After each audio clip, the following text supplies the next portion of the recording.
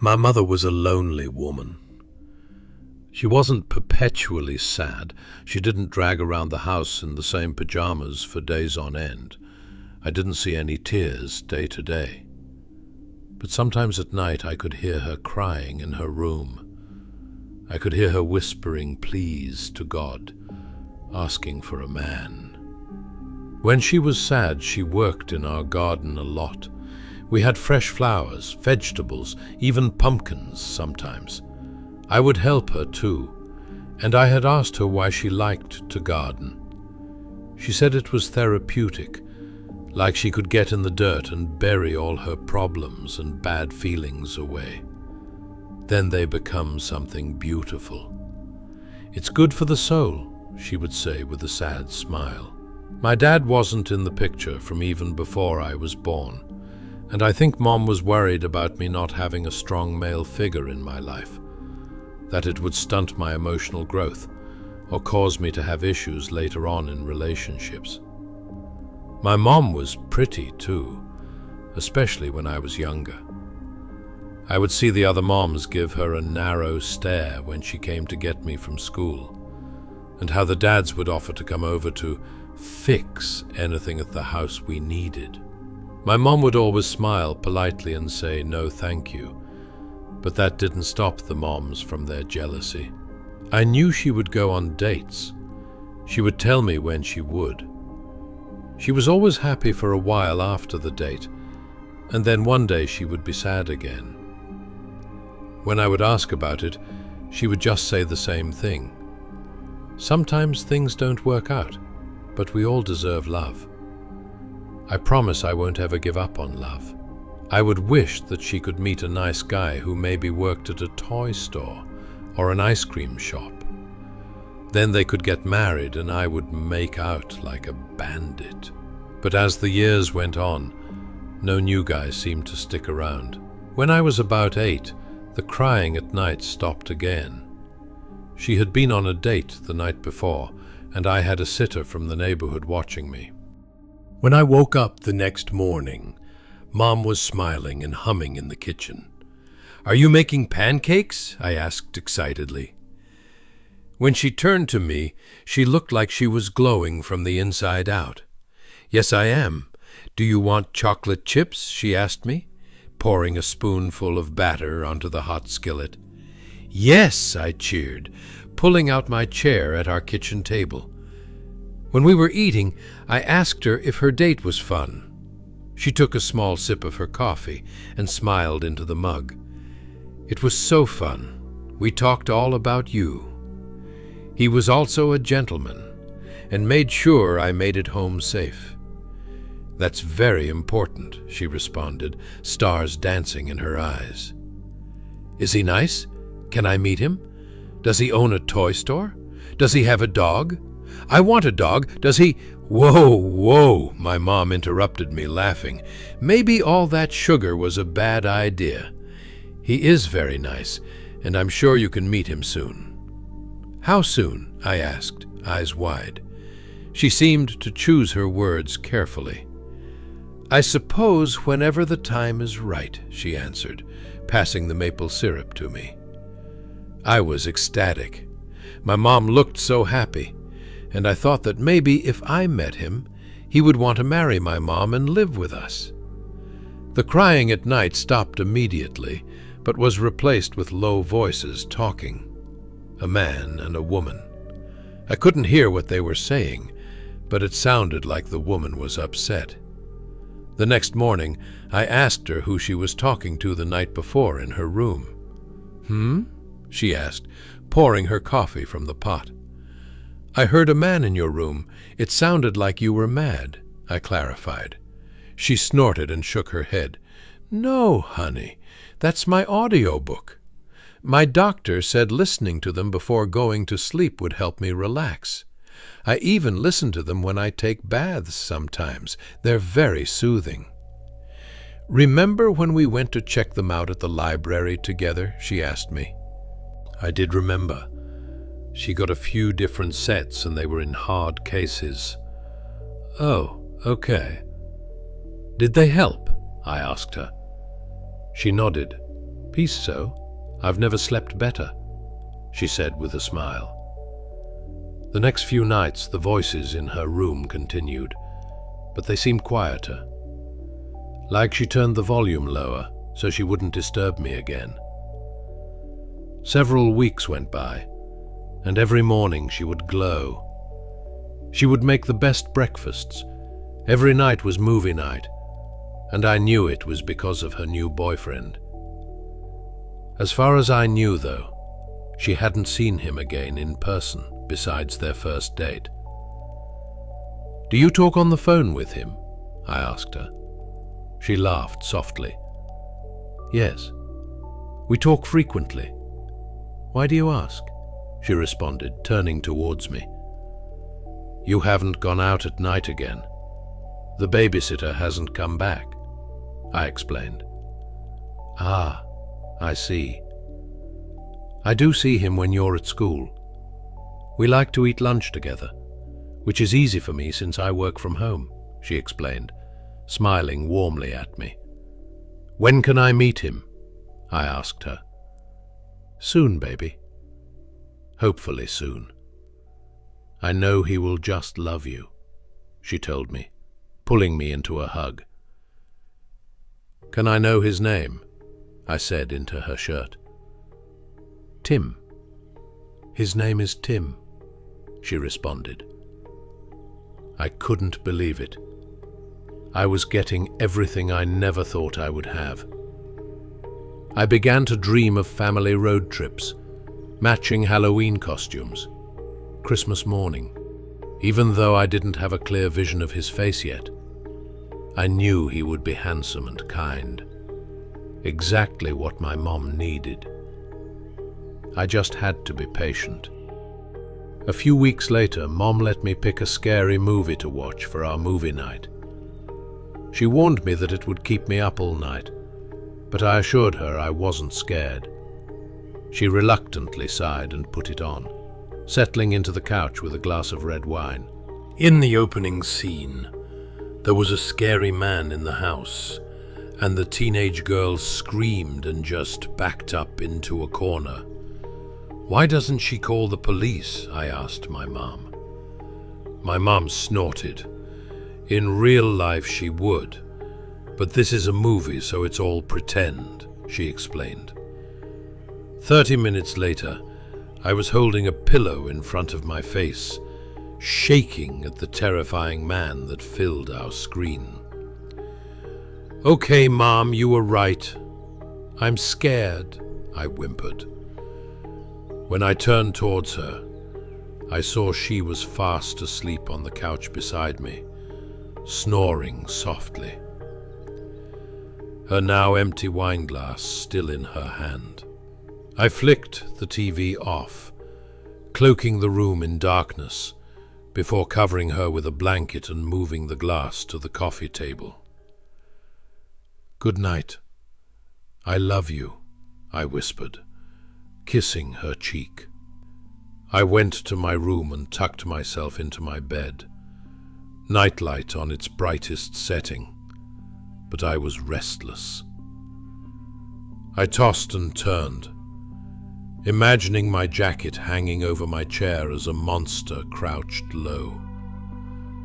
The curtains became a billowing ghost. The hum from the heater sounded like a growl. I sat up, sweating. I put my hands over my eyes and sighed deeply. Then I remembered my mother's audiobooks and how the dull conversations did sound soothing. I was sure she wouldn't mind if I borrowed some for the night, since she was sleeping so soundly in the living room. I leapt from my bed and walked carefully down the hall to her room, quietly clicking the door open so I wouldn't wake her up. Her room had a soft glow as she left her lamp on next to the bed. I reached her nightstand, looking for the small tape player she thrifted a few years ago, but it was nowhere to be seen. "Where is it?" I whispered. gently moving books and jewelry boxes around her room looking for the black box. Maybe she left it in the bathroom, I pondered out loud, opening the door to the wide space and flicking on the light. And I wasn't prepared for what I saw. Some nights, it's all I can see. A grown man stood in the shower, wearing a pair of what seemed to be basketball shorts, with chains around his ankles and wrists. Bruises crowded his face and visible body, and deep cuts ranged from fresh to mostly healed. When I flicked the light on, he jolted, and his gaze snapped up to me. His eyes were filled with hate, venom. To this day, no one has ever looked at me with such disdain. I was waiting for him to scream or yell curse words at me, but I only heard muffled sounds. I realized his mouth was duct-taped. I gasped, stumbling backwards into the towel rack. "What are you doing in my mum's bathroom?" "Who are you?" I shrieked. His eyes filled with panic, and he seemed like he was trying to speak to me, but I couldn't make out any words. I could feel my heart racing like I was in my own scary movie. And then I remembered what my mum said. "I'm calling the police," I yelled, running to my mum's phone plugged in on her nightstand. I picked up the phone and quickly dialed 911. 911, what is your emergency? "There's a man in my house. He looks scary, and I don't know him." "Okay, sweetie, are you home alone?" the voice asked, and I heard typing in the background. "No, my mom is on the couch, sleeping. We were watching a scary movie, but she had wine, and she said that makes her sleep more," I responded. "Okay, police are on the way to you. How old are you?" the lady asked me. "I'm 8, I cried softly. I could hear the chains rattling against the glass shower door in the bathroom. "Sweetie, don't cry.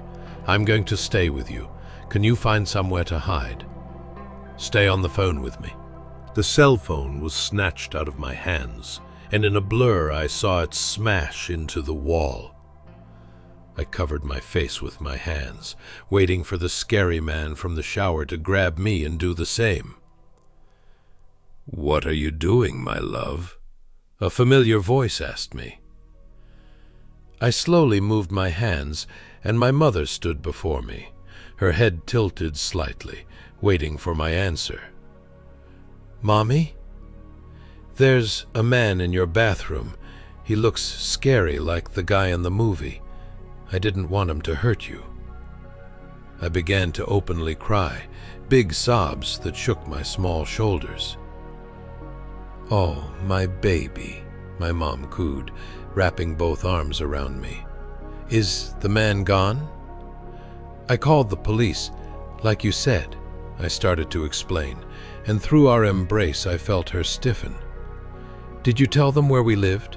she asked calmly. I shook my head into her pajamas. I sensed her relax. "What did you tell them?" she asked. "I told them there was a scary man in our house, and you fell asleep when we were watching our scary movie," I told her. She laughed softly, kissing my head. "That's perfect. They will just think it's a prank or a sugar-high kid." "Good job, my baby," she said into my hair. "What do you mean, Mom?" "There is a man in your shower and he's scary," I cried. "Oh, he isn't scary. You just weren't properly introduced," she said, softly leading me back to the bathroom. The sounds of rattling chains growing louder as we moved closer. When we got back to the bathroom, my mom left me by the door and stepped towards the shower. When her gaze fell on the man, her eyes lit up in a dreamlike way. "Honey, meet Tim. He's going to be your new daddy," she said with a joyful expression. "Tim? Your boyfriend?" I asked. The man's face contorted in pain as my mom took a closer step to him. She reached up her hand and softly stroked his face. "Of course. We've been seeing each other for months now. We eat lunch together every day, and we have amazing conversations. He's a great listener. I wasn't expecting you to meet like this, but he's lasted so much longer than the others. I knew he was a keeper. She smiles fondly at him and looks at me. Others? Were there other men in my house? Come say hello, she said sweetly. I shook my head and took a step back. No, Mom, I'm scared, I whimpered. Oh, don't be. We are going to be a family now, the three of us, just like you always wanted, my baby, she told me, reaching out her hand. I still didn't move. The man's eyes were locked on me. A pleading expression filled his face. Her face grew a puzzled expression as she crossed the room to me and knelt down to look me in the eye. I don't understand. This is what you wanted.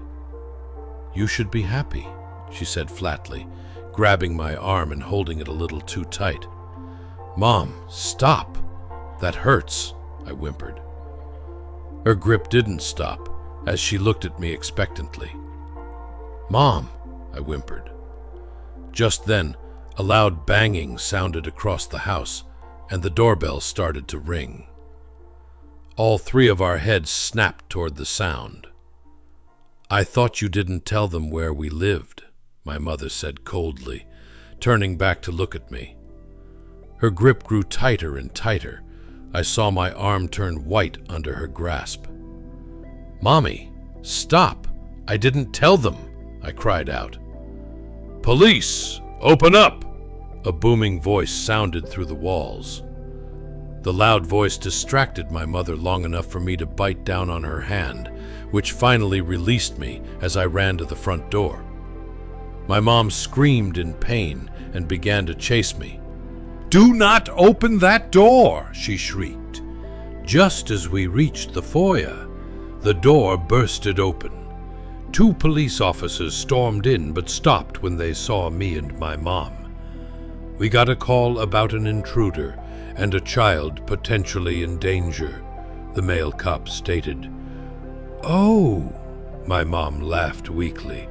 Just an overactive imagination. I'm sorry for the trouble. It's my fault for agreeing to a scary movie.